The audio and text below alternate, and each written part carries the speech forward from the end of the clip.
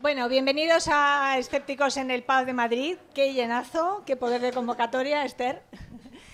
Como sabéis, lo organizamos ARP Sociedad para el Avance del Pensamiento Crítico. Tenéis por ahí unos folletos que los que no nos conozcáis, pues nos podéis conocer ahora. Muchos supongo que ya conocéis a Esther, entre otras cosas, porque viene mucho por aquí, porque es una de las organizadoras de todo esto.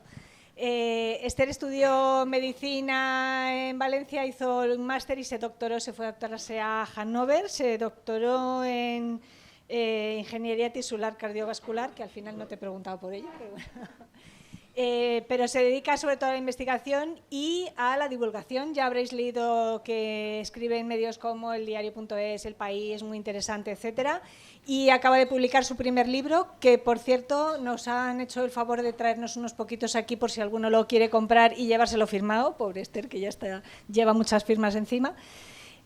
Además, antes de empezar la charla, me ha dicho que está recogiendo firmas para una iniciativa legislativa popular, que ya sabéis que es esto de llevar firmas al Congreso para que algo se estudie como ley, en este caso sobre medicamentos, precios, transparencia en la investigación, etcétera.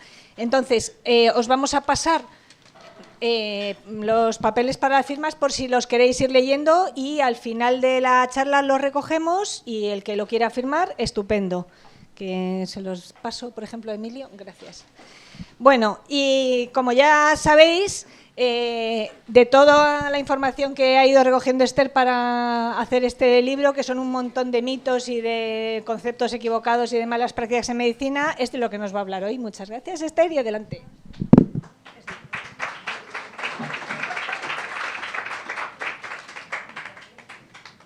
¿Me oís? Ah, vale.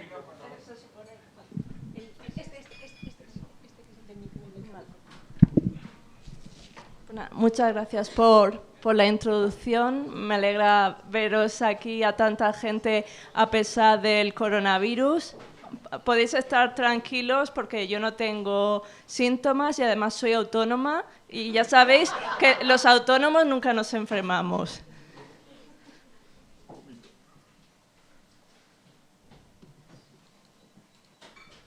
Pues nada, como ha mencionado Inma, estamos recogiendo firmas para una iniciativa legislativa popular que básicamente lo que solicita es que haya más transparencia a la hora de negociar el precio de los medicamentos, porque ahora mismo, lo creáis o no, se negocia de forma secreta, no sabemos los detalles, y también busca mayor transparencia en la investigación de medicamentos, a la hora de financiar a profesionales sanitarios, etcétera. En cualquier caso, tenéis en la lista los detalles por si queréis verlo. Y antes de empezar mi charla como tal, pues tengo que declarar que no tengo ningún conflicto de interés, salvo el libro que veis por todos lados.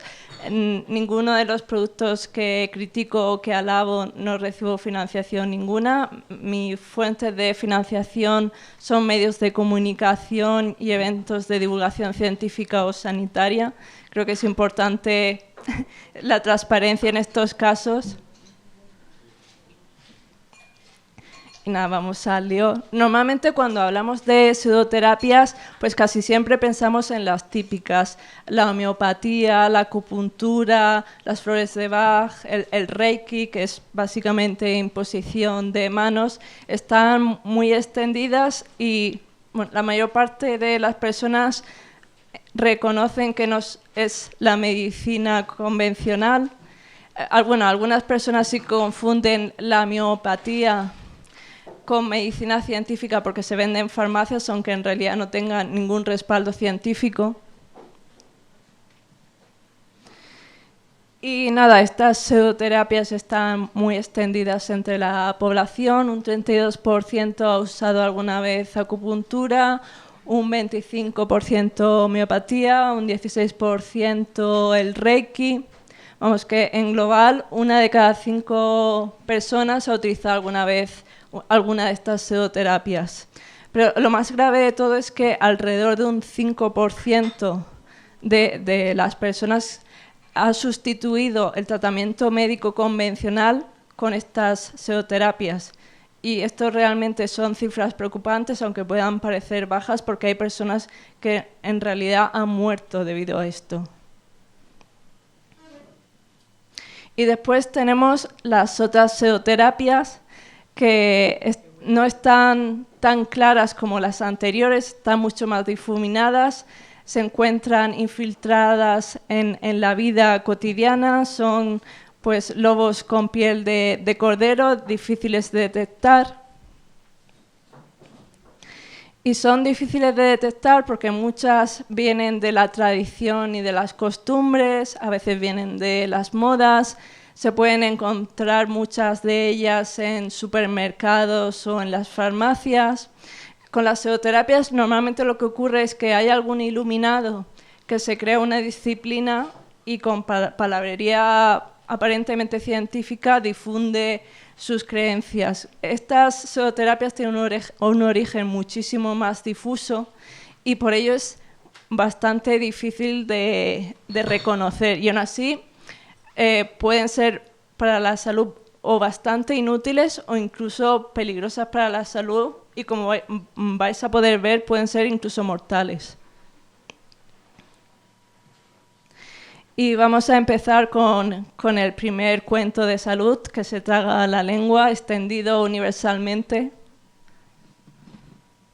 Al minuto 84 el partido entre Deportivo La Coruña y Atlético de Madrid se vio interrumpido por esta acción, donde el niño Torres cae al suelo y golpea fuertemente su cabeza contra el césped. El jugador de inmediato quedó inconsciente, lo que llenó de pánico y angustia a sus compañeros y rivales. Simeone reclamaba por una amarilla mientras Jiménez pedía a gritos una ambulancia. Torres salió en camilla y fue llevado a una clínica donde a esta hora se encuentra bajo observación médica debido al trauma cráneoencefálico. El delantero se encuentra fuera de peligro. Vale, pues si no lo habéis visto con detalle en el vídeo, aquí tenéis las imágenes. ¿Sabéis qué están haciendo los compañeros de Fernando Torres? Sí, pues sí. Pues sí, efectivamente. Después de ese encontronazo, lo primero que hicieron cuando vieron a Fernando Torres tumbado en el campo no fue ver si tenía pulso, si respiraba, no. Lo primero que hicieron fue abrirle la boca y ver que no se tragase la lengua. Realmente eso no tiene ningún respaldo, es completamente imposible tragarse la lengua salvo que recurras al autocanibalismo. Pero es algo que está muy extendido, no solo en España, en muchos países ocurre lo mismo en acontecimientos deportivos. Y en el caso de Fernando Torres tiene un agravante añadido, y es que tuvo un encontronazo muy fuerte y pudo haber tenido una lesión en el cuello. Lo último que se recomienda cuando ocurren estas cosas es zarandearle y mover el cuello porque corres el riesgo de empeorar una lesión medular y que tengas un riesgo mayor de tetraplegia, por lo que no es ninguna broma. De hecho, como digo, este mito está muy extendido. Hay una publicación científica que ha analizado 29 vídeos de deportistas que caían fulminados en el campo por un fallo cardíaco y vieron que en el 65% de los casos, en lugar de hacer las maniobras de reanimación cardiopulmonar, lo que hacían lo primero era ver que no se tragasen la lengua. Además, un 64% de estos deportistas falleció durante estos momentos y realmente no podemos garantizar que si hubieran actuado correctamente todos se hubieran salvado, pero probablemente en algún caso se hubiera salvado. ¿Y por qué digo esto? Porque cualquier minuto de retraso en aplicar las maniobras de reanimación cardiopulmonar disminuye las posibilidades de supervivencia. Se estima más o menos que si transcurren 6-8 minutos desde el fallo cardíaco hasta que se realizan las primeras maniobras, las posibilidades de éxito son muy reducidas. Por eso el tiempo es oro en estos momentos y lo último que hay que hacer es perder el tiempo para evitar que la persona se trague la lengua, cosa que no tiene absolutamente ningún sentido.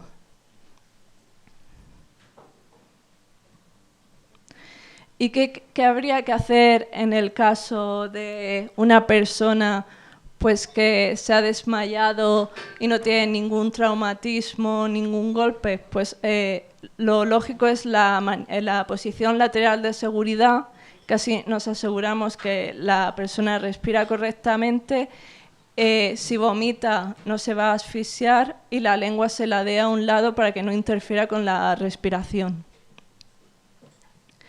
Y en el caso de Fernando Torres, que seguía respirando y tenía pulso, pero había tenido un encontronazo, lo que hay que hacer es evitar mover el cuello y lo que hay que hacer es la maniobra de tracción mandibular, que es empujar la mandíbula hacia adelante y hacia arriba para facilitar la respiración. Por todo ello, hay muy pocas situaciones en las que realmente tiene algún sentido sacar la lengua, pero para desmayos, convulsiones, no tiene absolutamente ningún sentido sacar la lengua.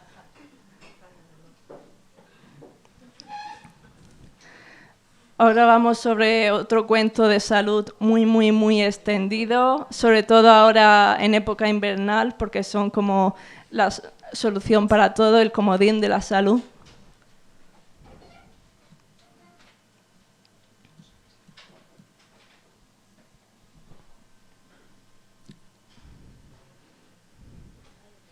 Sí, a este portátil le hace falta energía y vitalidad también.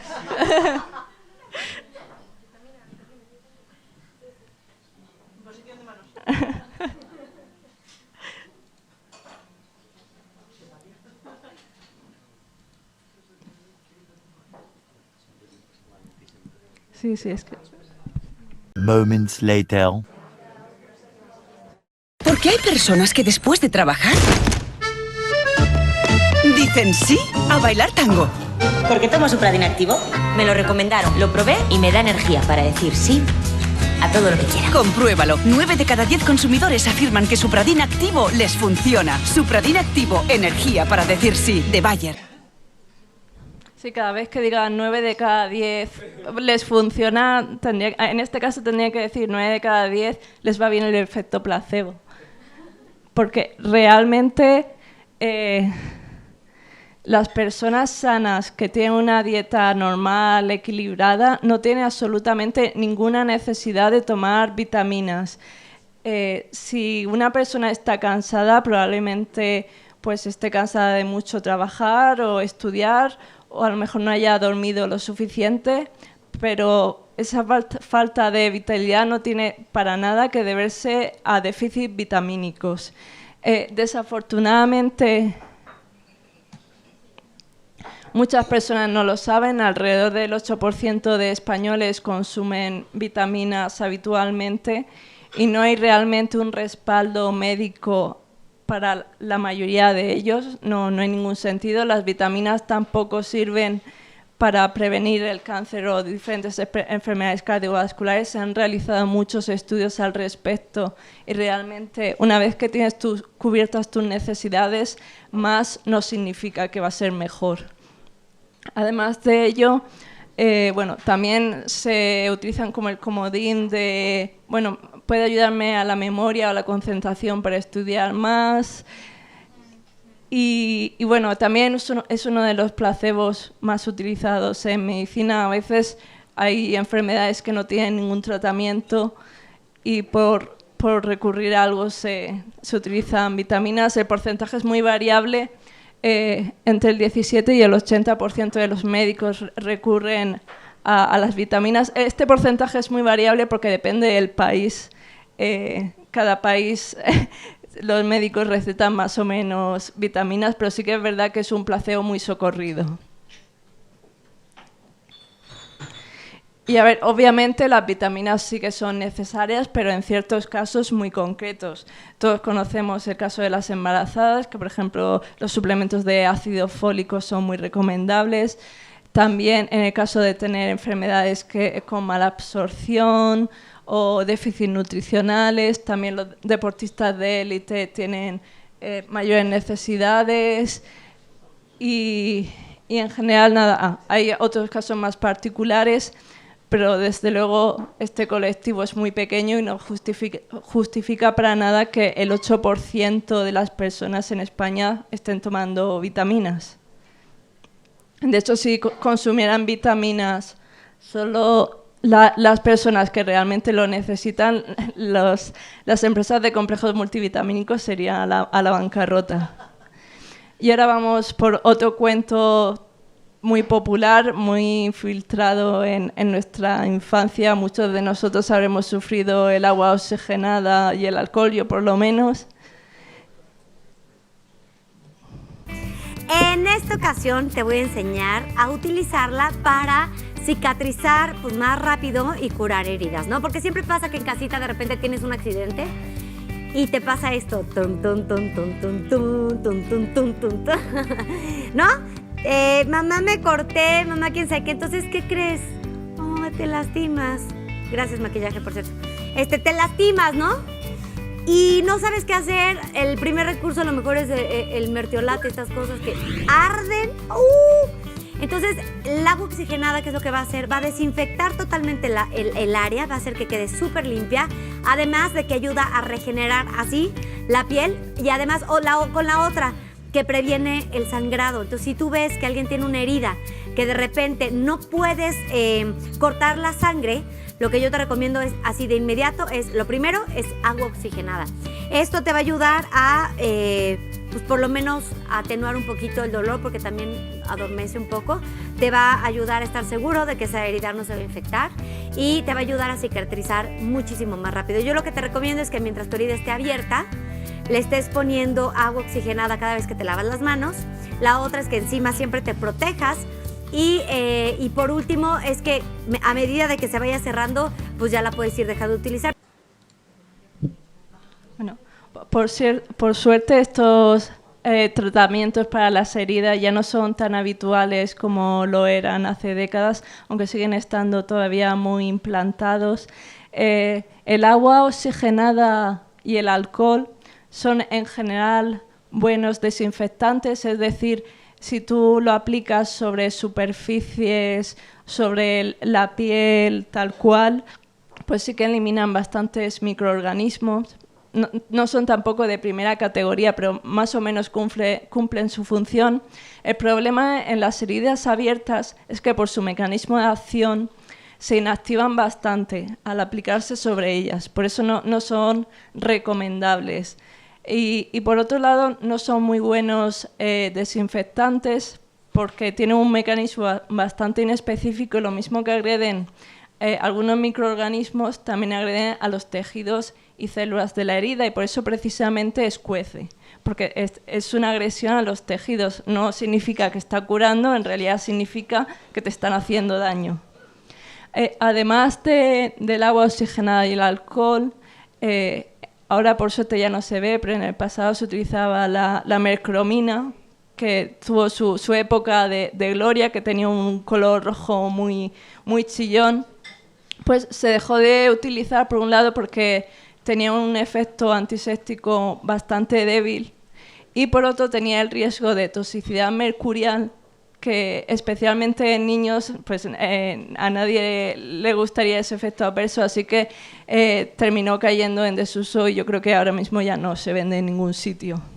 No hay realmente ninguna razón para utilizar estos tres desinfectantes porque realmente tenemos alternativas mucho mejores, que son el betadine y la clorexidina.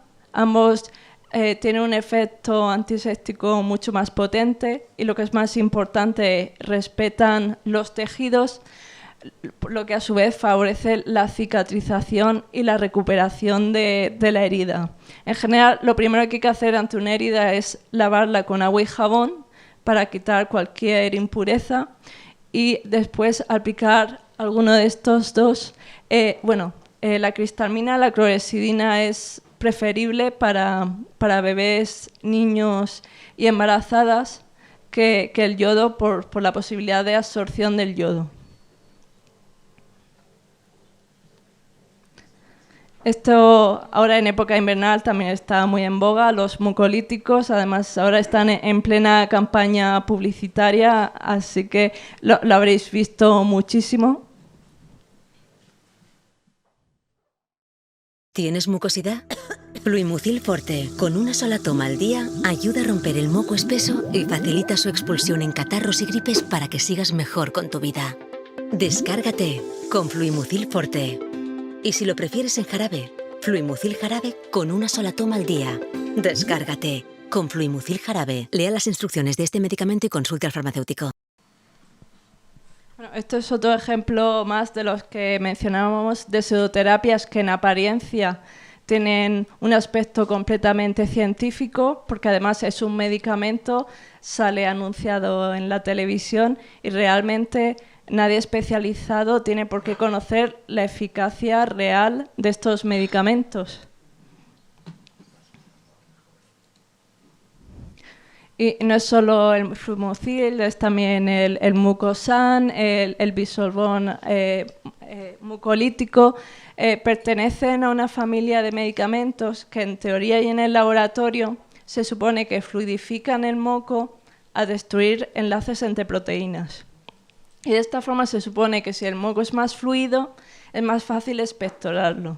Esto que suena muy bien en la teoría, en la práctica no tenemos realmente estudios clínicos para gripes y resfriados que demuestren que esto realmente funciona. De hecho, las guías clínicas desaconsejan su uso porque no tienes realmente ninguna garantía de que vaya a tener utilidad y, por otro lado, tienen efectos adversos. Por eso mismo no hay ahora mismo ninguna razón para usarlos. Son medicamentos muy antiguos, por ejemplo, el Fluimucil creo que apareció en la década, creo que como en su forma actual alrededor de años 70, 80, en aquellos tiempos no había las exigencias para los fármacos que hay ahora. Y es más una cosa cultural que algo que tenga realmente respaldo científico. No hay realmente ninguna razón para usarlos, por lo que he dicho, no tiene un respaldo científico. Y además sí que hay un método que es muy barato, muy seguro, y es estar hidratado. Por eso los médicos, cuando vienen pacientes que tienen gripes y resfriados, no paran de repetir: hidrátese bien, beba mucho agua. Y es porque es verdad que decir, las gripes o los resfriados, pues puedes sufrir una ligera deshidratación por ellos, y es importante estar bien hidratado para que el moco no sea tan espeso y sea más fácil expectorarlo. En ese sentido es un consejo universal y que realmente de eficacia demostrada. Y aquí estamos un poco con las vitaminas, que a ver, los mucolíticos sí que tienen su población en el que puede resultar efectivo. No es tampoco, digamos, una eficacia deslumbrante, pero en personas que padecen enfermedades en las que el moco es muy, muy espeso, ahí sí que se ha visto que puede ayudarles a respirar. Entonces, son enfermedades, por ejemplo, como la enfermedad pulmonar obstructiva crónica, la fibrosis quística o la bronquitis crónica, que ahí el moco sí que realmente es un peligro para la salud porque puede dificultar mucho la respiración. Aquí vamos con un cuento, yo creo que es uno de los más repetidos en los últimos años porque tiene un potencial de marketing brutal, porque consigue que todas las personas que estamos aquí seamos potencialmente enfermos y clientes de productos que nos dicen que van a respaldar o ayudar a nuestras defensas. Yo creo que imaginéis qué vídeos voy a poner. Laura, no te vayas, la chaqueta. Elena, prepárate que hoy tenemos mucho trabajo. Tenemos que... Mamá, era tu jefe. ¿Qué? Creo que hoy tendrás un día muy cansado. Toma, mi Actimel. Tus defensas tienen que desayunar. Y además quiero que vuelvas a casa con ganas de jugar. Nuestro ritmo de vida puede poner a prueba nuestras defensas. Actimel con LK6 Danone contiene vitamina B6 que ayuda a nuestras defensas y a sentirnos con fuerzas. Actimel, el desayuno de las defensas también para ti. Pues sí, el ayuda a tus defensas posiblemente es uno de los conceptos médicos más prostituidos por el marketing, porque se ha desvirtuado hasta tal punto que realmente llega a carecer de cualquier sentido. Se ha vendido la idea de que nuestras defensas necesitan ayuda, que necesitamos tomar algo para combatir las gripes o los resfriados, que si tenemos alguna de estas enfermedades infecciosas es porque nuestras defensas necesitan ayuda, y en realidad no tiene para nada que ser así. Es decir, la mayoría de nosotros, la absoluta mayoría, si estamos sanos, no necesitamos ayuda para nuestras defensas. Es absolutamente normal padecer alguna gripe o algún resfriado de vez en cuando, sobre todo los niños de media tienen más o menos entre 8 o 10 infecciones al año, y no es realmente que estén bajos de defensas, es que sus defensas están sin estrenar, por así decirlo. Se enfrentan a muchos microorganismos nuevos y por eso tienen todas estas infecciones al cabo del año.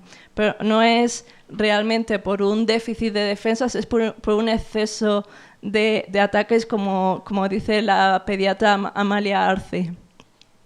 Y en ese sentido, pues no es solo el Actimel, que además hace la trampa del asterisco, que es que realmente el LK6 Immunitas no ha demostrado para nada sus efectos sobre el sistema inmunitario, pero añaden suficiente cantidad de vitamina B6 que contribuye al normal funcionamiento del sistema inmunitario para dar esa publicidad engañosa, pero en realidad no tiene más efecto que cualquier otro alimento que tenga suficiente cantidad de vitamina B6.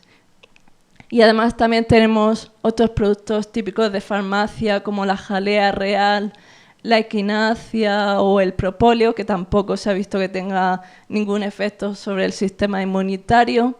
La miel y las vitaminas tampoco. Sí que se ha visto que la miel puede aliviar un poco la tos, pero sobre el efecto sobre el sistema inmunitario no se ha visto.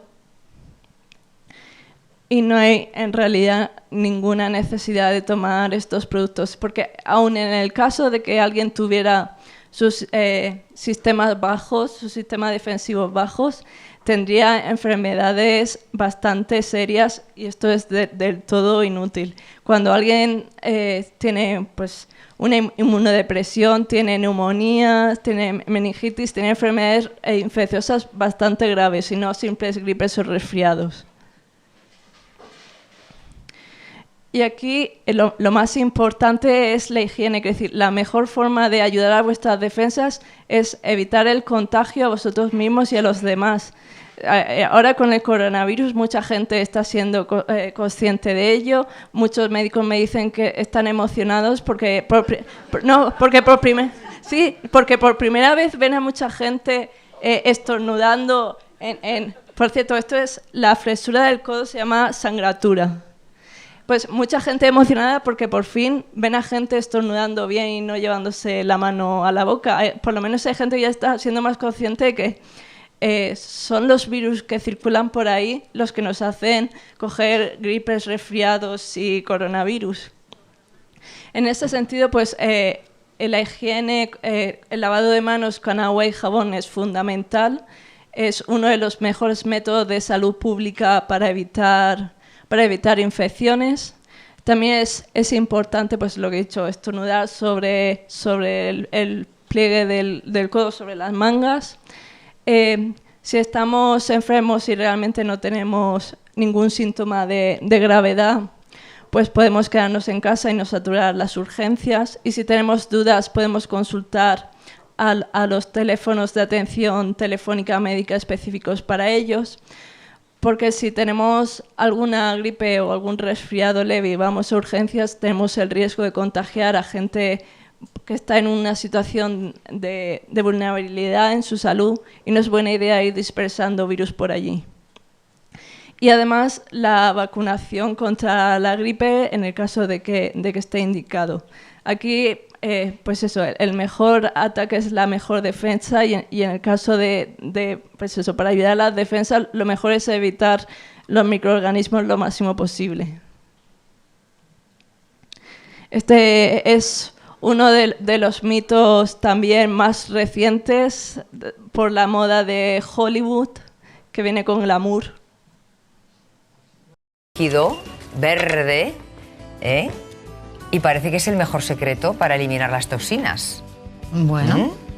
Y eso Es no un solamente lo pueden beber las famosas, ¿no, Marilo? Eso es un batido, pero en Saber Vivir tú sabes que nuestro equipo de investigación, en serio, ha tratado de averiguar de qué se trata ese batido y hemos dado con la clave de que es un depurador para quitarte las toxinas. Y entonces hoy en Saber Vivir vamos a ver cómo se hace precisamente ese batido depurativo, ¿vale? Bueno, vamos a ver qué tiene ese batido estupendo, maravilloso, que arrasa de éxito por el éxito en Estados Unidos, pero sobre todo las artistas de Hollywood. Si echan un ojico a las revistas, en algunas de ellas verán algunas famosas que tienen un bote con un líquido verde por dentro. Bueno, ¿de qué está hecho ese batido verde, que es un antioxidante y sobre todo depurativo del cuerpo? Pues aquí tenemos la solución. Acaparan todas las portadas y llenan las revistas del corazón. Alessandra Ambrosio, Eva Longoria y Jennifer Garner. Todas llevan una misteriosa bebida en la mano. Están viendo el secreto de muchas famosas. Este zumo verde está repleto de vitaminas y minerales y está de moda entre las actrices de Hollywood. Tiene un efecto depurativo y elimina toxinas. Bueno, pues la idea infiltrada que nos venden estos batidos detox es que en nuestra vida cotidiana vamos acumulando toxinas. Nunca mencionan qué toxinas son. Y tenemos que hacer algo para eliminar esas toxinas de nuestro cuerpo. Y entonces los batidos detox acuden a nuestro rescate. En realidad esto no tiene ninguna razón de ser. Sí que hay, por ejemplo, en el caso del consumo de pescado azul frecuente, sí que hay que limitarlo para evitar acumular mercurio. En condiciones normales no vamos acumulando toxinas. Y en el caso de que eso ocurriera, estos batidos son totalmente inútiles, no sirven para nada para detoxificar.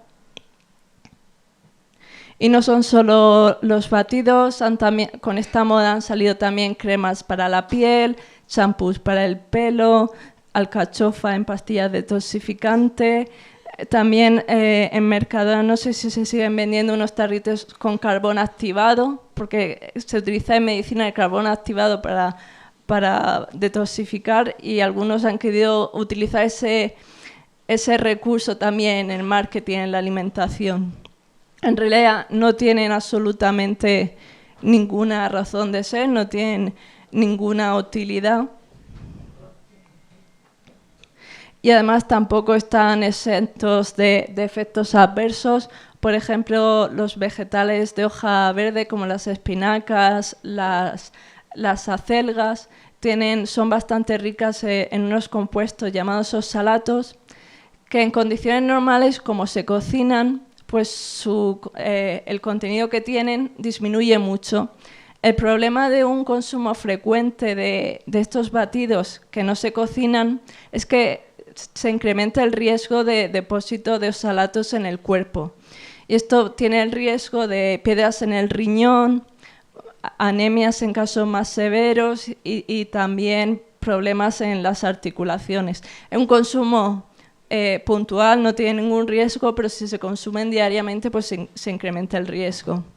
Además de esto, pues es bastante conocido que la aloe vera consumida tal cual tiene unos evidentes efectos laxantes y en general las algas se aconseja que se consuman en moderación por dos razones principales. Son bastante ricas en yodo, entonces tampoco se aconseja que se consuman mucho por riesgo de hipertiroidismo, y por otro lado no todas las algas, pero la mayoría tienen bastantes metales pesados, entonces también se aconseja su consumo con moderación. Y aquí tenéis realmente los órganos detox del cuerpo, los que realmente hacen que eliminemos toxinas son los principales, el hígado y los riñones, aunque también los intestinos, los pulmones, la piel, también nos ayudan a eliminar materiales de desecho. Y si estos órganos no funcionan bien, realmente vemos los efectos en nuestro cuerpo. Si el hígado deja de funcionar, aumenta el amoníaco, la bilirrubina. Si los riñones dejan de funcionar, se incrementa la urea. Es decir, realmente se ven efectos visibles por intoxicación de compuestos que no deberían estar en grandes cantidades en nuestro cuerpo. Y aquí los batidos de detox son totalmente inútiles. Esto es también un campo muy abonado para los cuentos de salud. Llama la atención porque aunque conocemos muchos métodos efectivos para repeler los mosquitos, también hay muchos métodos sin ninguna eficacia científica que se venden por multitud de sitios. Con estos dispositivos ultrasonidos de Chico vamos a conseguir ahuyentar los mosquitos sin matarlos. ¿Pero por qué ahuyentar? ¿No será mejor matarlos?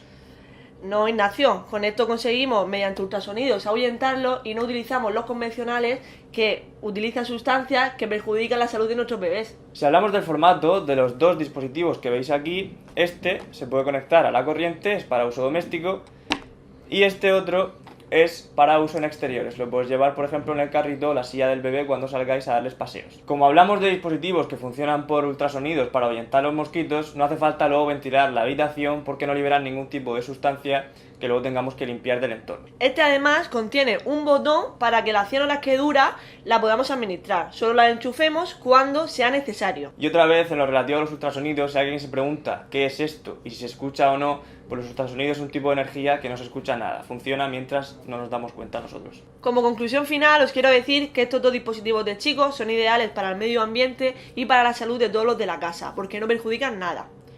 Y aún así, si tenéis muchos mosquitos en casa, siempre os podéis poner en modo Don Quijote. Lanza en astillero, adarga antigua, rocín flaco y galgo corredor y a por ellos. No entiendo cómo todavía se venden dispositivos de ultrasonidos contra los mosquitos porque no hay absolutamente ninguna prueba de que funcionen para evitar los mosquitos. De hecho, tenemos justo lo contrario, tenemos un montón de estudios que han visto que no tienen absolutamente ningún efecto.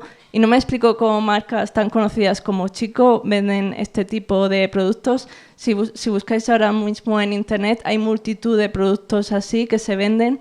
Y realmente aquí en España Facua ha denunciado varias veces este tipo de productos. Consumo lo ha retirado también de varias empresas, pero siguen ahí, no me explico por qué. Otro cuento también muy extendido es que si tomas ciertos alimentos puedes repeler a los mosquitos. El principal suele ser el ajo, tampoco se ha visto ningún efecto, es decir, si lo consumes habitualmente espantas animales de dos patas, pero a mosquitos no. Tampoco se ha visto que tomando ciertas vitaminas como la vitamina B1 vayas a espantar mosquitos, tampoco. Y también se suelen ver bastantes pulseras antimosquitos, que sí que es verdad que funcionan, pero a 4 centímetros de donde está la pulsera y nada más, porque su efecto repelente es muy limitado y realmente no se aconseja porque solo te va a proteger esa pequeña parte del cuerpo, así que realmente no tiene ningún sentido utilizar estas pulseras.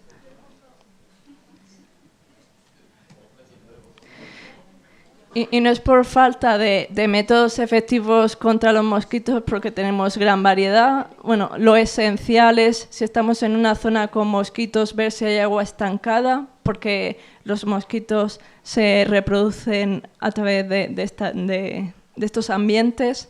Se puede llamar a los ayuntamientos para que hagan tratamiento de estas aguas y así no se reproduzcan.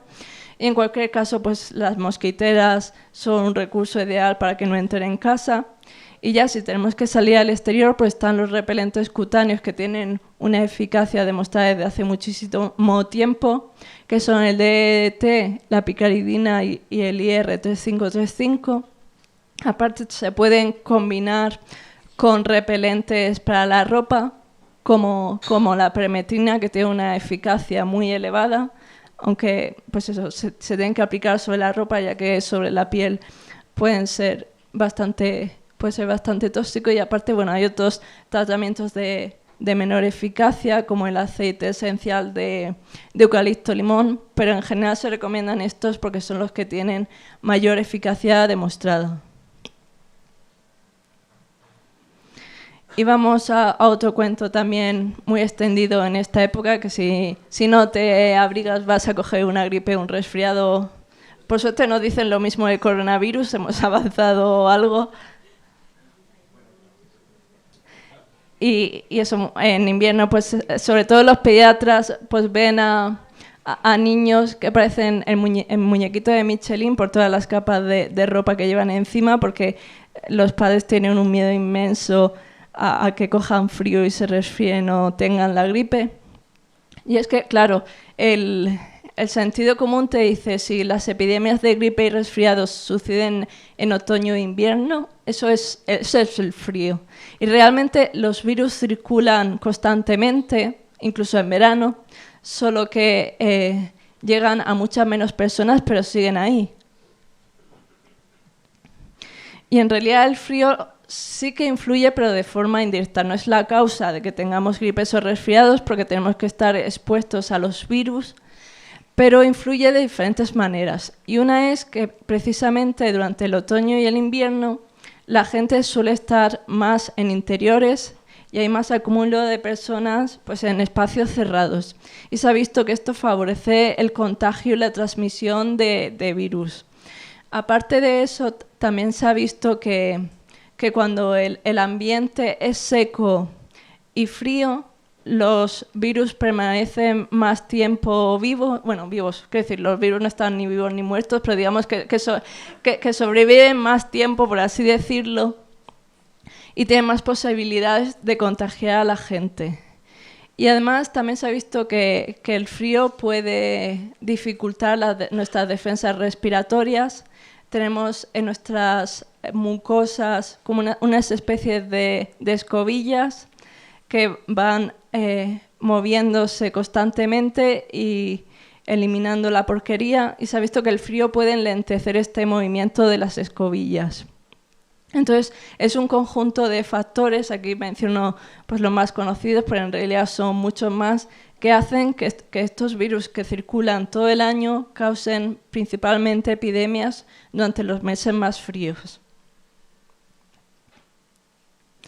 Y aquí volvemos otra vez a la higiene, que es fundamental, y es que la gente no debería decir abrígate que vas a coger una gripe o un resfriado, deberían decir lávate las manos o vas a coger una gripe o un resfriado, porque en la mayoría de los casos estos virus respiratorios pues se contagia a la gente tocando superficies donde están los virus o a través de las gotitas de otras personas que exhalan, tosen y distribuyen el virus. Entonces, en ese sentido, la higiene de manos es fundamental porque permite evitar esta forma de transmisión.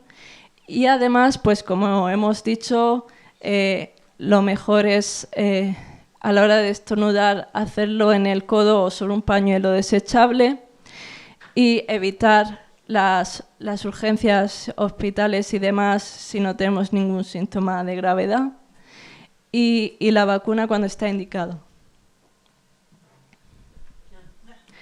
Este también un cuento muy extendido que sé que algunos médicos tampoco se libran, que es que a la hora de sufrir una gastroenteritis tomar la típica bebida isotónica, la Coca-Cola, etcétera.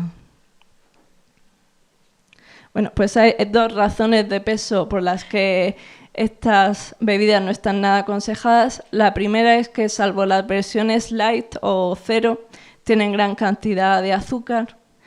Y esa gran cantidad de azúcar realmente no ayuda a recuperarse de la diarrea. Digamos, al estar gran cantidad de azúcar en el intestino, interfiere con la absorción de agua en dicho lugar y hace que puede incluso empeorar la diarrea. Y además de esto, las sales minerales que tienen estas bebidas no son las recomendables cuando se tiene diarrea. Es decir, las bebidas isotónicas están diseñadas para recuperar sales minerales por el ejercicio físico. Y el sodio y el potasio que se pierden de esta manera, las concentraciones son muy diferentes de lo que se pierde por diarrea. Y de hecho, precisamente no tiene ninguna razón de ser tomar estas bebidas isotónicas porque te arriesgas a tener un desequilibrio hidroelectrolítico, es decir, estás añadiendo concentraciones de sales minerales que no son las adecuadas. Entonces, en dicho caso, tenemos dos alternativas realmente mucho mejores, que son el suero oral, que está específicamente diseñado para estas pérdidas, se encuentra en la farmacia fácilmente y se preparan de forma muy sencilla. Está también la limonada alcalina, pero esto tiene su pega y es que es una receta de cucharillas y cucharas y el problema de esto es que son medidas muy poco exactas. En cada cocina una cuchara puede tener un volumen muy diferente y en general no se aconseja si se tiene acceso a una farmacia, lo mejor es recurrir al suero oral. Y en el caso de que no podamos, pues sí que recurriríamos a la limonada alcalina, siempre siendo conscientes, por ejemplo, de si es un niño que tiene una diarrea bastante intensa, pues lo mejor es que le demos el suero oral. Y vamos al último cuento, también muy extendido, los médicos tampoco nos libramos, la copita de vino saludable. Y esto viene de muy antiguo. Hace mucho tiempo se realizaron estudios epidemiológicos y se vio que en Francia, pese a que consumían bastante cantidad de grasas, pues no tenían una alta prevalencia de enfermedades cardiovasculares en comparación con otros muchos países, como por ejemplo Estados Unidos. Y en aquel momento, pues se planteó la hipótesis de que a lo mejor era el vino que era beneficioso para el corazón, entre otros elementos, y eso podría explicar esa diferencia por consumiendo la misma cantidad de grasa entre diferentes poblaciones. Sin embargo, ahora sabemos realmente por estudios a más largo plazo, con muchos más participantes, con estudios controlados, que esto realmente no tiene un respaldo científico. Los estudios epidemiológicos, sobre todo los observacionales, no te permiten atribuir causas. Tú puedes ver relaciones, asociaciones, pero realmente no puedes decir esto causa esto. Y el problema es que multitud de estudios epidemiológicos se han utilizado para decir que el vino protege el corazón, por ejemplo, y realmente en ningún momento estos estudios podían decir eso. Frutas y verduras, cereales y legumbres, carne y pescado, aceite y vino, ¿por qué no? Distintos estudios científicos han demostrado que los habitantes de los países que siguen la dieta mediterránea y por tanto consumen vino en cantidades moderadas tienen un menor riesgo de padecer enfermedades cardiovasculares. El vino formaba parte de esa dieta mediterránea, con lo cual hace ya muchísimos años se sabían los beneficios en consumo moderado del vino. Hoy sabemos que el tanino de los vinos tintos ayuda a mantener más limpias nuestras arterias. Ayuda o puede mejorar algunas enfermedades cardiovasculares, en ningún caso lo puede prevenir o puede curar, pero sí es cierto que tiene una capacidad antioxidante y se ha visto que afecta positivamente a muchas enfermedades cardiovasculares. Esta parece ya una evidencia, pero los últimos estudios van todavía un poco más allá. Estos son estudios recientes que van un poco más allá. Algunos de estos pues tienen miles de participantes y se ha visto pues que cualquier mínimo consumo de alcohol incrementa el riesgo de cáncer. A ver, se sabe desde hace mucho tiempo que el alcohol es una sustancia cancerígena, solo que se había hecho hasta hace mucho tiempo una excepción y era que el consumo moderado se suponía que tenía efectos más beneficiosos que perjudiciales. Esto a través de estudios epidemiológicos de observación que realmente no podían atribuir causas, recordemos. Y lo que realmente estamos viendo es que cualquier mínimo consumo incrementa el riesgo. Cuando el consumo sea más alto, mayor riesgo de ictus o de cáncer, sobre todo cáncer digestivo, pero realmente el riesgo está ahí y un consumo moderado no es en realidad beneficioso por lo que estamos viendo en estos estudios científicos. El problema es, lo habréis visto, que nos llegan muchas noticias muy positivas sobre los beneficios para la salud tanto del vino como de la cerveza. Y esto tiene múltiples explicaciones, y es que hay fundaciones que se encargan de difundir las bondades de estas bebidas. Aquí en España tenemos a la Fundación Cerveza y Salud y por otro lado la Fundación para la Investigación del Vino y la Nutrición.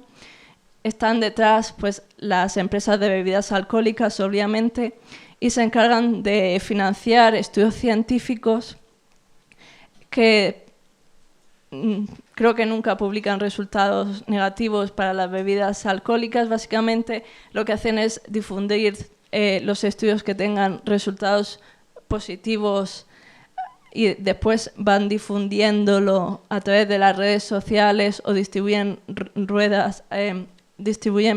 noticias a los periodistas. Y entonces encontramos noticias como estas, que algunas pueden resultar bastante delirantes.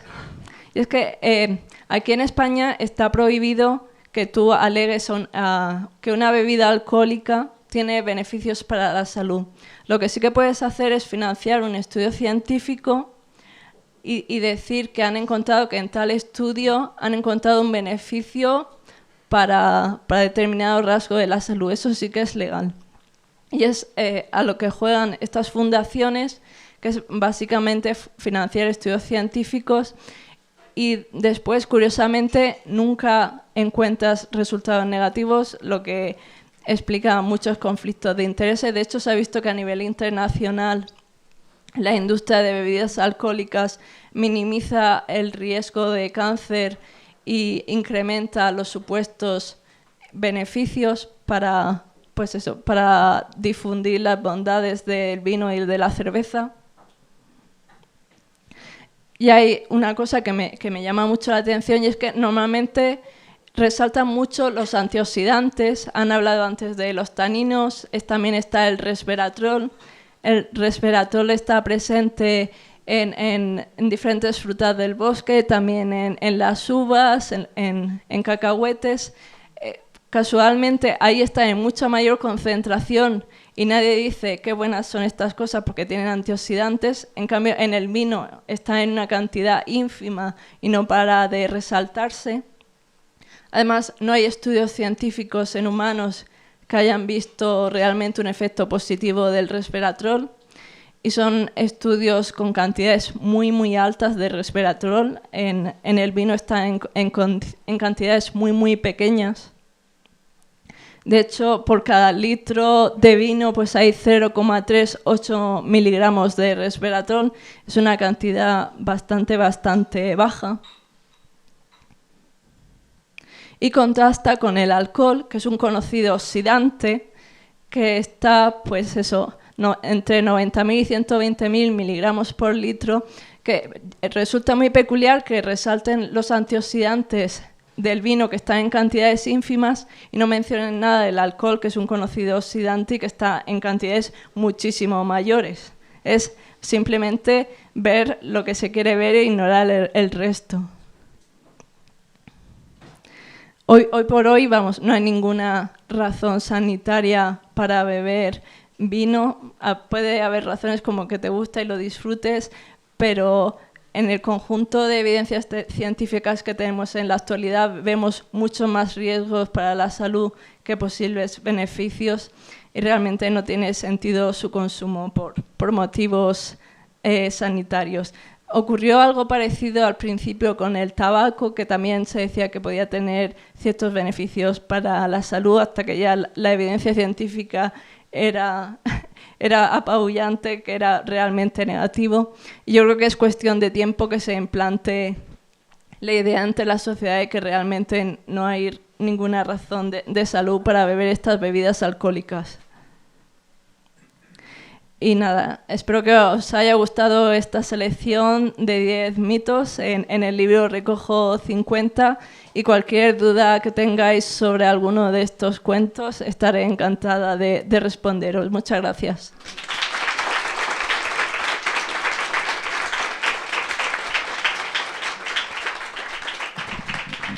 A Habrá preguntas, claro, sobre estos mitos o sobre muchos más, ¿no? Venga, 1, 2 y 3. Acércate más porque aquí hay... Buenas. Por aquí. Quería preguntarte en cuanto a la gastroenteritis, lo primero, ¿qué opinas de la toma de probióticos? Y lo segundo, el suero oral tiene el inconveniente de que hay que diluirlo en 1 litro de agua y la realidad es que mucha gente no bebe agua. Entonces, desde la farmacia se venden complementos que es simplemente un sobrecito diluido en un vaso de agua. ¿Confías en ellos? ¿Tienen la misma proporción de sales minerales o al ser complemento y no medicamento no te puedes fiar? Pues sobre los probióticos ha habido bastante exageración sobre su utilidad. De hecho, los últimos estudios han visto que realmente, potencialmente, que sean beneficiosas son solo algunas cepas. Es decir, no vale cualquier probiótico y además tampoco vale para cualquier gastroenteritis. De hecho, entre los pediatras ahora es un tema un poco controvertido cuando está indicado dar probióticos y cuándo no, porque hace años la tendencia era dar probióticos por defecto y ahora se ha visto que es solo para ciertas indicaciones.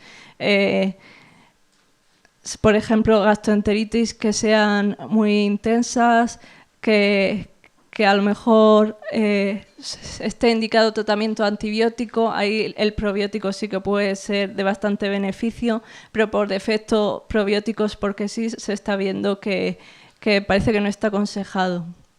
Y sobre lo del suero oral, pues realmente dentro de todas las alternativas que hay es la más segura porque, es decir, simplemente es añadir 1 litro de agua y está todo muy definido, las sales minerales, la glucosa.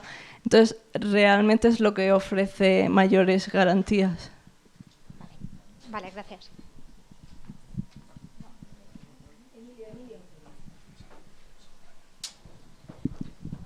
A ver. Bueno, enhorabuena por la charla. La selección ha estado muy bien. Me he quedado pensando de la lista que has puesto. A lo mejor tiene que ver con los tiempos que corren, la de detox, porque hasta ahora casi todas las que has puesto hay un problema que existe y se le intenta dar un remedio que no funciona, pero es que en detox se han inventado el problema directamente y el remedio acaba siendo lo que provoca el problema, porque estamos viendo ahora con el tema de Herbalife, por ejemplo, un incremento en la hepatotoxicidad de esos productos que acaban... La gente que consume estos batidos a diario acaban incluso teniendo daños a nivel hepático, etcétera. Incluso creo que hay algún muerto ya. El caso es que, claro, y eso ingerido, metido ya por otros sitios, como Gwyneth Paltrow suele decir. Por favor, si alguien se tiene que meter café que sea del tiempo, que también es algo... Ha habido casos graves por metérselo hirviendo. La pregunta es... Vale, nosotros aquí somos 20 personas, 40 personas y llega, pero Gwyneth Paltrow está llegando ahora a millones de personas. En esta guerra de desinformación e información, ¿cómo ves el futuro? ¿En algún momento crees que hay medidas que se pueden tomar para llegar efectivamente a la población y decirle, mira que te están vendiendo chorradas, ojo con esto? Como tú dices, nuestra capacidad de llegar al público es muy limitada, no tenemos ni por asomo el poder de difusión que tienen actrices de Hollywood. Y yo creo que realmente como mejor se podría atajar es, por un lado, medidas políticas, así como medidas responsables de salud, no difundir noticias erróneas que puedan poner en riesgo la salud de las personas. Y por otro, yo siempre recalco la educación en las escuelas de pensamiento crítico, de replantearse de dónde viene la información y si realmente está respaldada o no.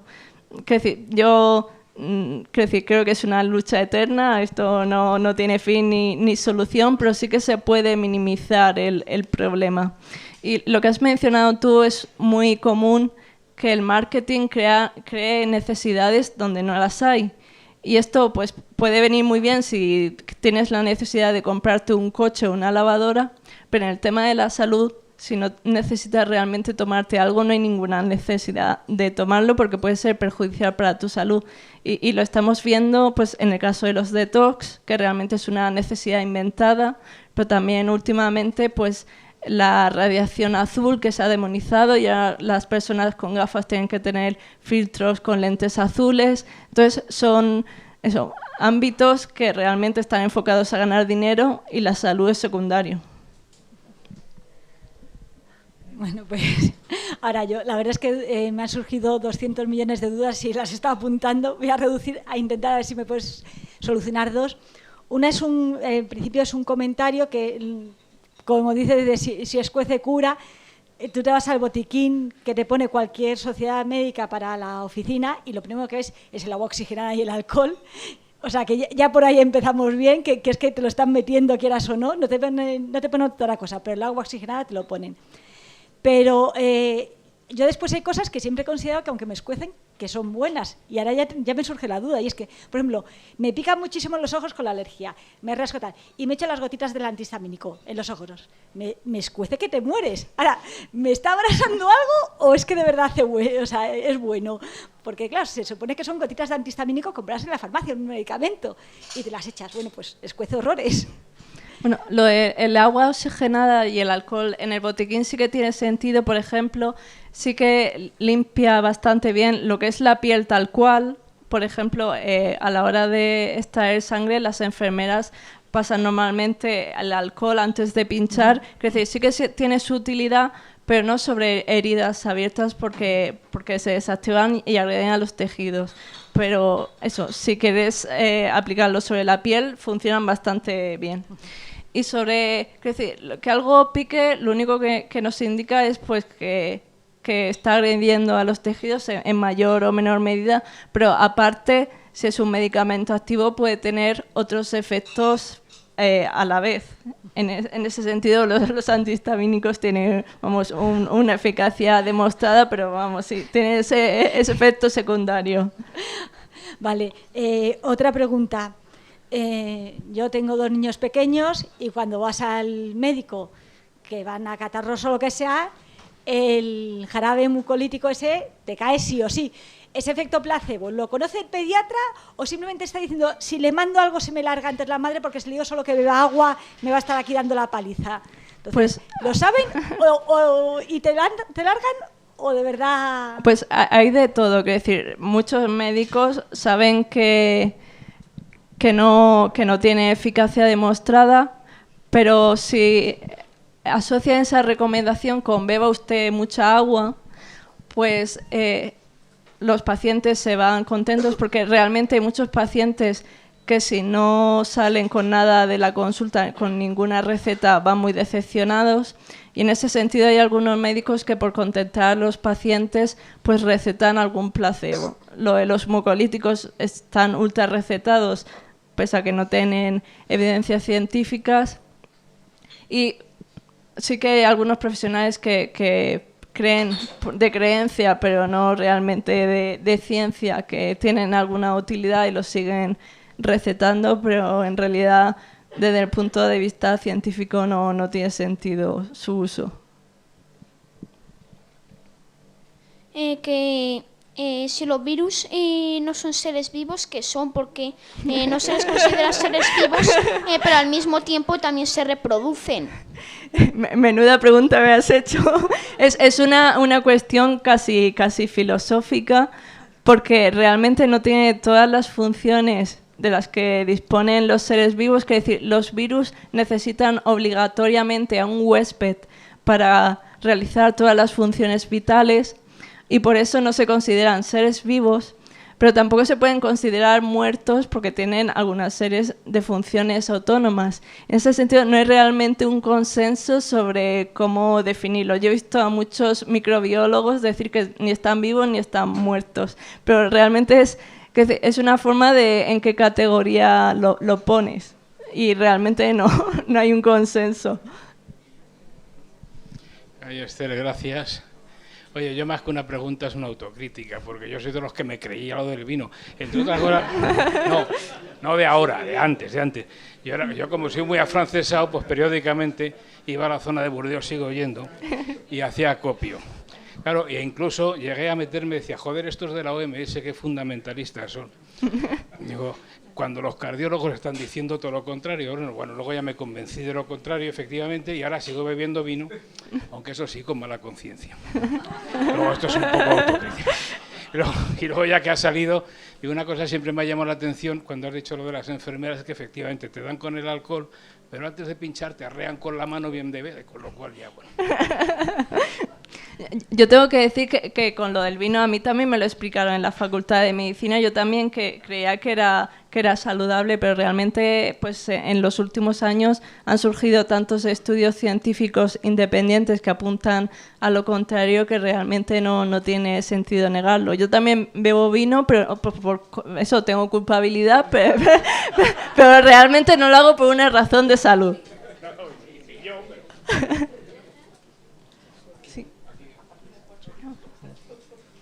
¿Qué hay? Buenas, Esther. Pues yo tenía una pregunta sobre los médicos y su creencia en los mitos. He visto estudios de psicología que preguntaban a psicólogos clínicos y académicos sobre sus creencias sobre determinados mitos, y tristemente el porcentaje de psicólogos que creían en distintos mitos era bastante alto. Con estos mitos que nos cuentas o algo parecido, ¿hay algún tipo de estudio de ese estilo con los médicos? Pues y los resultados son tristes también.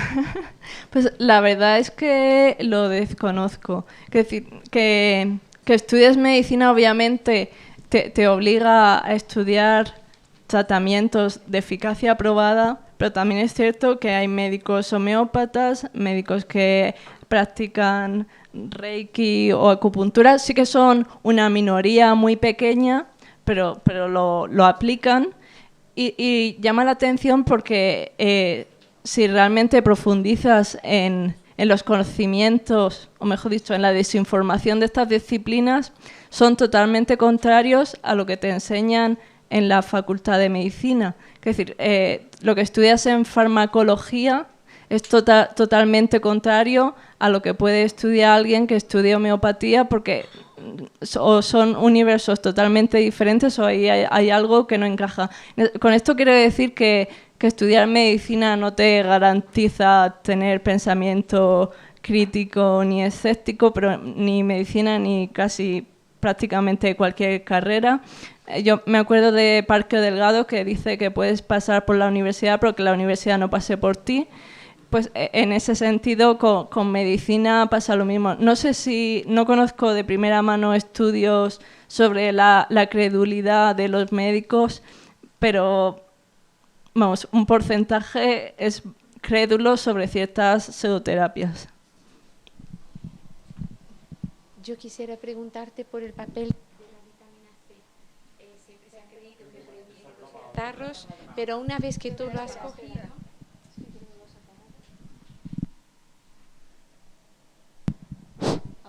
Bueno, si es o no un mito de que bueno, siempre se ha dicho que la vitamina C previene los catarros, pero una vez que tú lo has cogido, ¿sirve de algo tomarla? Porque todos los antigripales tienen ahí una cantidad muy alta, pero si ya lo tienes... Lo de la vitamina C se ha exagerado muchísimo, y además detrás de esa exageración de la vitamina C está un premio Nobel, Linus Pauling, que para él la vitamina C era su musa. Iba por el mundo dando conferencias alabando las bondades de la vitamina C.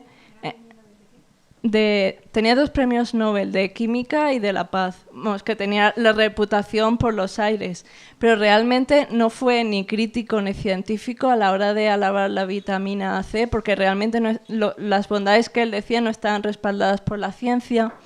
Y en las últimas décadas se han realizado bastantes estudios viendo los efectos de la ingesta de vitamina C y la prevención de gripes y resfriados. Y se ha visto que su efecto es prácticamente despreciable. Se ha visto, por ejemplo, que deberías tomar altas cantidades de vitamina C todos los días del año para acortar ligeramente un poco los síntomas, quizás, que decir, no está muy claro. Y por otro lado, sí que se ha visto que, por ejemplo, en deportistas de alta intensidad, sí que podía ser su consumo en esos momentos recomendable, pero ya te digo, con una eficacia muy, muy limitada y cogida con pinzas. En general, no existe realmente un respaldo sólido para el consumo de vitamina C para la prevención de gripes y resfriados.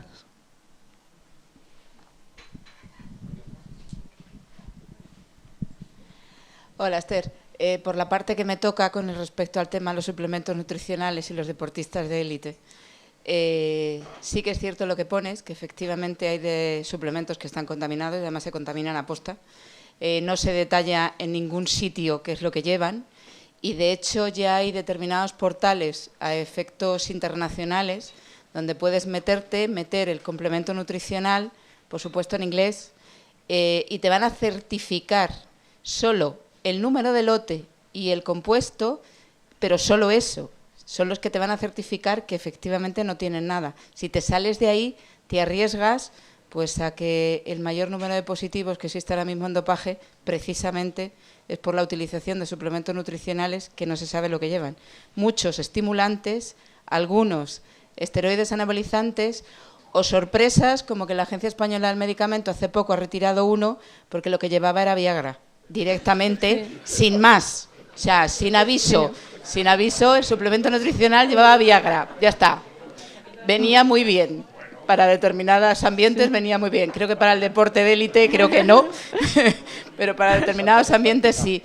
Entonces, el problema que yo creo es que mucha gente se cree que lo necesita sí o sí.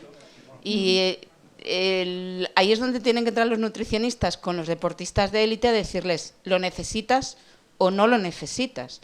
Pero como eso está tan fácil como que ves unos maravillosos botes donde allí te van a poner los músculos no se sabe cómo y que vas a poder correr hasta donde quieras, pues claro, la gente se lo sigue tomando con el riesgo, sobre todo ellos, que dan positivo. Sí, como tú dices,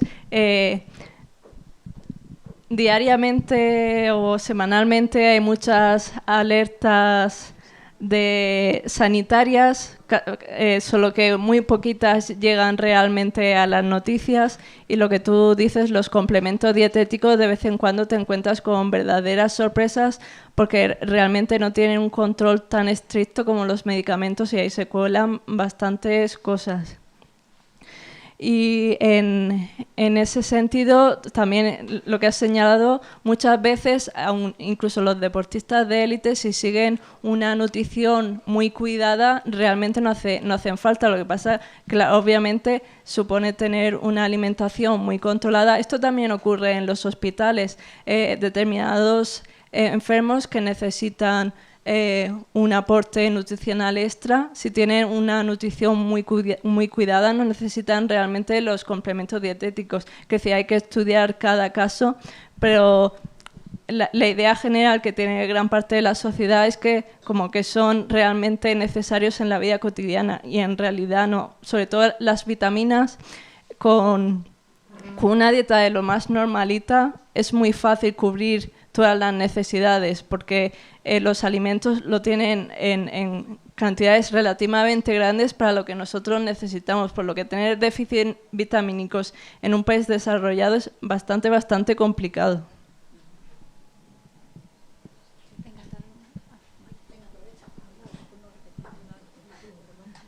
Hola, buenas. Ahora que hablas de lo del déficit vitamínico, esto que se ha puesto de moda de que a todo el mundo nos falta la vitamina D, ¿esto qué es lo que pasa ahora mismo? ¿Nos estamos pasando con los protectores solares o es que el sol se ha debilitado o qué nos pasa? Lo de la vitamina D también es un tema peliagudo.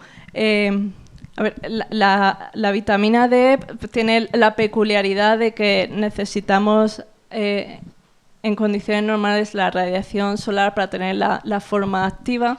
También se puede tomar a partir de suplementos, y ha habido una tendencia en los últimos años, sobre todo para las personas mayores, en pautarles vitamina D pues para prevención de osteoporosis y otros problemas de salud.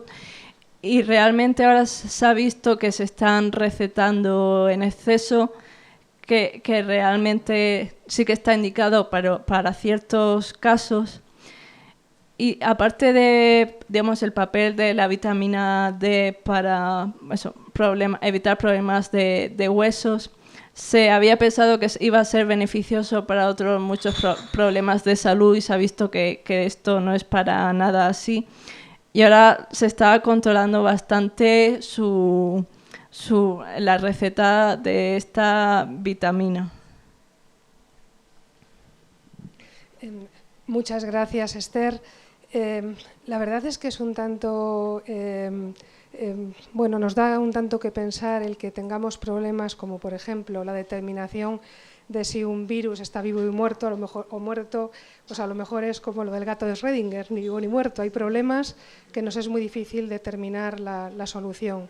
Y eso, por lo tanto, nos debe hacer más ser humildes y trabajadores para ir poco a poco pues, conquistando un poquito de parcela de conocimiento. Pero bueno, dicho esto, la verdad es que me parece tan valiosa tu charla, el contenido de tu libro, la cercanía con la que están planteados los temas, que a lo mejor, por supuesto, lo estás haciendo ya y entonces disculpa mi osadía al decirlo, pero me parecería importantísimo que pudiese llegar el mensaje en trocitos, en píldoras de conocimiento a escuelas, a institutos, a centros de salud donde los médicos están desbordados por los pacientes que llegan con un nivel no ya de conocimiento, sino de escasas ganas de conocer, de que los médicos les den recetas, resoluciones inmediatas para los problemas que puedan tener y que muchas veces ni siquiera, a lo mejor en muchos casos lo son, simplemente es que no han pensado, como tú muy bien has dicho hoy, sobre ello. ¿Ves la posibilidad de que a través del Ministerio de Sanidad, a través de las autoridades, pudieras, y el de Educación, un mensaje como este pudiera llegar, ya digo, a trocitos, porque no se puede llegar a un sitio y contar de repente, pues a lo mejor ahí las 50 o más cuentos que tengas por ahí, pero que puedas explicar? ¿Ves posibilidad de que se podría abrir ese camino? Porque es crucial que este conocimiento llegue desde la base. Pues yo creo que no sería difícil, que sería más una cuestión de voluntad. Sí que he visto al Ministerio de Sanidad lanzando campañas institucionales, por ejemplo, de la higiene de manos, y ahora, sobre todo cuando más activo lo he visto es obviamente con el coronavirus, porque está la sociedad muy preocupada y han publicado mucha información desmintiendo bulos sobre el coronavirus, dando pautas básicas de higiene. Quiero decir, si se puede hacer para el coronavirus, se podría hacer en la vida cotidiana para otras muchas cosas. Es simplemente una cuestión, bueno, tanto de voluntad como de prioridades. Pero no veo yo ningún obstáculo. Tampoco sería algo que costase mucho dinero, creo yo. También hay otros profesionales médicos que desde sus campos, desde sus ámbitos, también difunden estos conocimientos, porque claro, nosotros llegamos hasta donde llegamos, no tenemos la difusión que tiene el Ministerio de Sanidad ni grandes medios de comunicación. Hola Esther, muchas gracias por la charla y por el libro, es muy útil y es una buena noticia, como ya ha explicado Marisa. Mi pregunta es, bueno, el libro está recién publicado, pero bueno, lo terminaste de escribir ya hace un tiempo. ¿Hay algún cuento que desde que lo terminaste de escribir dijeras, mierda, tenía que haber metido este?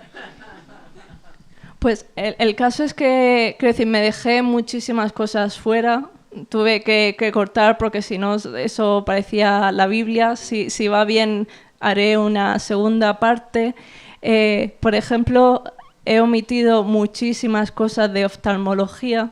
He hablado antes de las gafas de filtros azules, eso no lo he tocado y es algo que me gustaría tocar en el futuro. También suplementos nutricionales para evitar ciertas enfermedades de la vista. Es decir, hay muchas cosas que simplemente he tenido que dejar para otra ocasión, pero sí que me ha alegrado mucho saber, porque hablo sobre los condroprotectores, medicamentos que se supone que sirven para aliviar artrosis, sobre todo de rodilla, que no se ha visto que tengan realmente una eficacia clara.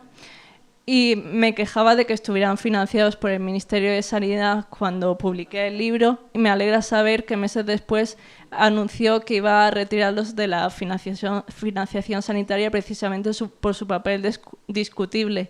Y me alegró mucho porque ya en la segunda edición puse una actualización y dije, pues el Ministerio de Sanidad ya está planteando retirar estos medicamentos.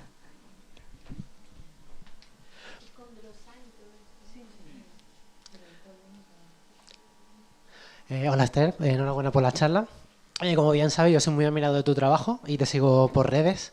Y recuerdo que había un tuit que comentaba, o sea, que es una prueba de que a lo mejor este tipo de cuentos se siguen creando, se van a seguir creando siempre. Y había un cuento que comentabas, que te llegaba un mensaje de WhatsApp de personas que decían que con movimientos de la lengua podían evitar que apareciera el Alzheimer. Entonces, este tipo de cosas te suelen llegar mucho. Pues a mí no me llegan tanto como deberían, porque ya saben mi familia que como me llega algún bulo de salud les digo que tienen que buscar antes por internet. En ese sentido mi familia tiene ya muy interiorizado la necesidad de comprobar si algo que les llega de salud es cierto o no. La mayoría de las veces es falso. Entonces, digamos, no me llegan tanto como deberían, pero sí que es verdad que redes como WhatsApp, bueno, ahí la desinformación circula como la pólvora, simple y llanamente, y además no lo podemos ver, no son redes abiertas como Twitter o así Facebook en general.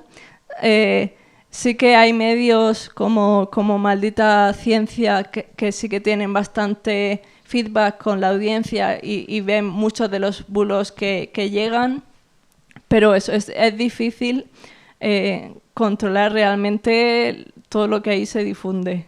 Es terreno salvaje. Yo sí puedo repetir, si no quiere decir nadie, que me surgía la duda. Ahora todo el mundo está insistiendo mucho en la importancia de la higiene para evitar enfermedades, catarros y todas gripes y coronavirus y todo lo habido y por haber. Pero durante mucho tiempo he escuchado a médicos, bueno, no sé la categoría de los médicos en televisiones y cosas así, que defendían la teoría de que el exceso de higiene es lo que está provocando tantas alergias, tantas enfermedades de autoinmunes y tantas cosas. Entonces, claro, por un lado me han estado bombardeando durante mucho tiempo, no, es que es el exceso de higiene que ha provocado tantas enfermedades autoinmunes, tantas alergias, tantas cosas. Yo que tengo un hijo con enfermedad autoinmune y alergias para todo, y ahora todo, no, es que es por culpa de que no hay suficiente higiene, se transmite todo. Pues a ver, que se aclaren, ¿sí o no? Bueno, la teoría, debería decir, la hipótesis de la higiene es una de las varias que hay para explicar por qué ahora hay tantas alergias y enfermedades autoinmunes.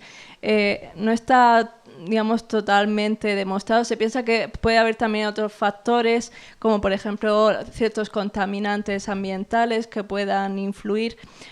Parece que sí que tiene su efecto, pero digamos no está 100% claro. Pero claro, aquí ¿cuál es el término medio de contaminación? Es decir, precisamente en sociedades como la nuestra tenemos una esperanza de vida muy alta porque hemos derrotado prácticamente a las enfermedades infecciosas. De hecho, los países que tienen una esperanza de vida tan baja es principalmente porque mueren de malaria, de cólera, de diarrea. De hecho, la gran diferencia de esperanza de vida es precisamente por eso. Entonces, es difícil plantear el límite de en qué momento exponerse a cierta cantidad de microorganismos puede ser beneficioso o que puede ser perjudicial. Es decir, si comparamos con los países que están expuestos a gran cantidad de enfermedades infecciosas, está claro, pero ahora mismo no disponemos de conocimiento para saber a partir de qué momento es saludable y qué puede causar alergias o enfermedades autoinmunes, porque todavía ni siquiera sabemos que esto sea así realmente.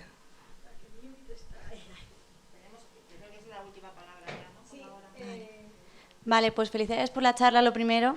Y yo quería comentar un par de cosas. Ahora que tenemos un poquito aquí más de voz, sí que me gustaría destacar que es bastante importante que este tipo de charlas no se den tanto, es decir, sí, por supuesto, en medicina, pero en educación yo creo que es muy importante. Y ahora mismo justo me pilla en prácticas para educación primaria y veo que los profesores en las aulas tienen mucha autoridad, por supuesto, entonces están como un poco borrachos de autoridad y se dedican muchas veces a dar según qué consejos, que yo sé que son que no son, ¿vale? Que según qué cosas escucho, claro, yo me callo, no voy a meterme en jardines, no me toca, pero sí que es cierto que yo creo que en la educación es muy importante. Pero, por ejemplo, estuvimos hablando de lo del Vaporus, que era vasoconstrictor, y es, vamos, te echas un poco de Vaporus y es mano de santo. Entonces yo creo que en educación es muy importante, tanto para los niños como para los profesores, porque al final los niños, lo que dice el profesor va a misa. Entonces, bueno, es decir, si al final estamos intentando crear pensamientos críticos en las aulas, pero al mismo tiempo el profesor está siendo contraproducente, creo que las charlas deberían ir dirigidas no solamente a los niños, sino a los profesores, para que sean más conscientes de cómo influyen en los niños, de cuantísimo, porque es eso, es casi como los padres. Y de eso, de que tengan cuidado con lo que digan y que si dicen algo que sepan lo que están diciendo. Y luego tengo una pregunta que si vamos fuera de tiempo os la pregunto luego, no pasa nada. Vale, pues a lo mejor es una chorrada, pero yo el año pasado estuve en Inglaterra y tenía una compañera que era finlandesa y en Finlandia ellos tienen que tomar, no sé si en todo, pero bueno, en ciertas zonas tienen que tomar complemento vitamínico de vitamina C, de vitamina D, perdón. Y el caso es que allí no lo tomaba porque sí que teníamos suficiente sol, imagino, y los días que hacía mucho sol, igual es una tontería, pero estaba como borracha. ¿Vale? Es decir, estaba feliz de la vida, entonces sí que quería preguntar si la vitamina D tiene alguna afección a nivel anímico, porque yo me lo estuve preguntando, estuve buscando en PubMed y tal, y no fui capaz de encontrar nada, entonces quería preguntártelo a ver si lo sabes, porque es que de verdad era exagerado, el día que hacía sol estaba la mujer que... Sí que se ha visto, sobre todo en los países nórdicos, que pueden estar durante largas temporadas con muy poca luz o prácticamente nada de luz, sobre todo si están más cerca del Polo Norte, es la depresión estacional. Que pasa, pues eso, en gente que tiene una exposición muy limitada al sol y en este caso, pues sí que se recomienda, por ejemplo, la aplicación de luz artificial, pues para simular pues más una radiación solar normal. No es que, digamos, que te dé el sol te vaya a dar un subidón como tal, pero que su defecto sí que se ha visto que influye en depresiones, que es decir, es un mecanismo conocido. Y sobre lo que has comentado de la educación a profesores, a mí coincido contigo, yo creo que es importante. He participado por lo menos ya en una actividad de educación a profesores sobre pensamiento crítico. Comentábamos diferentes aspectos de salud, fue en Quart de Poblet, y lo organizaba una institución encargada de formación al profesorado. Probablemente se realicen más actividades así en otros sitios de España, pero la verdad es que no soy consciente de hasta qué punto llega ese tipo de formación. Bueno, nos hemos quedado sin tiempo. Yo sé que aquí habría muchas preguntas que hacer. Yo, como la voy a tener al lado en la cena, pues ya la abrearé. Vamos a recoger ahora los... Sí, mira, aquí tenéis un sitio donde podemos firmar si queréis. Pues sí, para recoger los papeles, los que hayáis querido firmar y los que no, pues nos los dais sin firmar. Muchas gracias y el mes que viene volvemos a estar aquí.